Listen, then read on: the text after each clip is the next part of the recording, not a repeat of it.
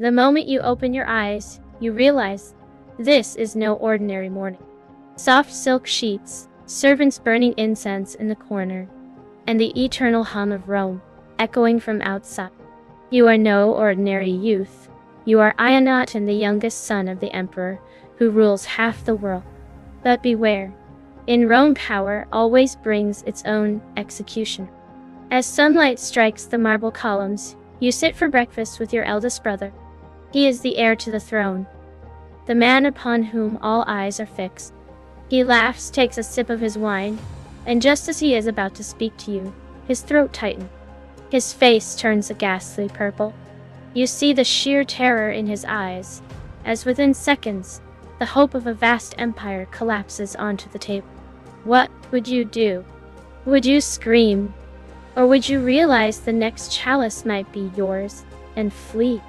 To be born the son of an emperor in Rome is to feel the fires of hell while standing at the gates of heaven. With your brother's death, you are no longer just a child. You are a target. Education in Rome was far more brutal than today's school. From the age of 7, you were taught by Grammaticus' tutor. You had to learn not only language, but also Roman military engineering.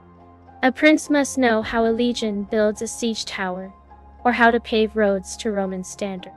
Roman roads were built with 4 layers, rubble at the base and convex volcanic stones on top, enabling armies to reach the furthest corners of the provinces with lightning speed. Alongside this, you studied rhetoric. You were forced to memorize the 12 tables, the foundation of Roman law.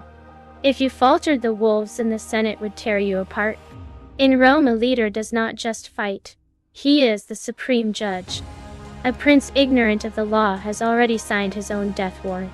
When you step outside the palace, you see the true face of Rome. You must understand the massive engineering beneath the city. The Cloaca Maxima, the great sewer system, is the heart of Rome, flushing waste, a way to make it the cleanest metropolis of its time. Then there are the aqueducts. Using gravity to bring fresh water from miles away, these structures are the ultimate proof of Roman technological supremacy. Economy was another battlefield entirely. Check the silver denarii in your pouch. If there were wars on the borders, your father would reduce the silver content, causing the currency to lose value. This was inflation. If you ever ascend the throne, you must manage not just soldiers, but this complex economic machine. If the price of bread rises by a single cent, blood flows in the streets of Rome. By dinner, your knowledge of ancient medicine and biochemistry must kick in. In Rome, poisoning was treated like a fine art. Did you know your father employed professional poisoners like Locusta? These experts crafted subtle mixtures using plant alkaloids and heavy metal. This is why you have a taster. He eats before you, you wait 5 minutes, and only if he survives do you begin. Luxury in your world is waiting for death with every bite. As you sleep, the Praetorian Guards at your door might be your greatest threat. These elite soldiers were sworn to protect the emperor, yet in Roman history, over 30 emperors were murdered by their own guard. Why? Because in Rome, power shifted through bribery, not merit. If a rival offered these men more gold for your head, those men in polished armor would become your worst nightmare.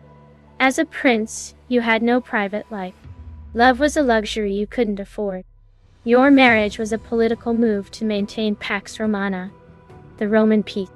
Marrying the daughter of a distant provincial governor might mean preventing a civil war.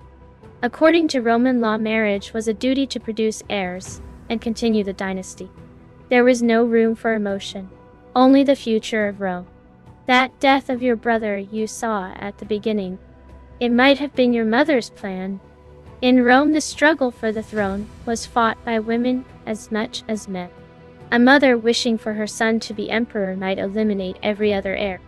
Look into what Agrippina, the mother of Nero, was capable of. Being the son of an emperor means living in the world's most luxurious villas and eating from golden plates while fearing every shadow, every cup, and even every family member. You discussed philosophy with the best tutors in the world while staying awake to ensure your throat isn't slit in the dark. What would you do, Ionatan? Would you join this endless power struggle and steal your father's crown? Or would you leave it all behind for a quiet life in a desolate province? Remember, there is no such thing as a retired prince in Rome. You either become a Caesar who changes the course of history, or a victim forgotten on a dusty shelf. History is written only by the survivors. If you enjoyed the video, please hit the like button and subscribe to the channel. But if you didn't like it, feel free to hit that dislike button. Just make sure to leave a comment and tell me why so I can improve. Thanks for watching, and I'll see you in the next one.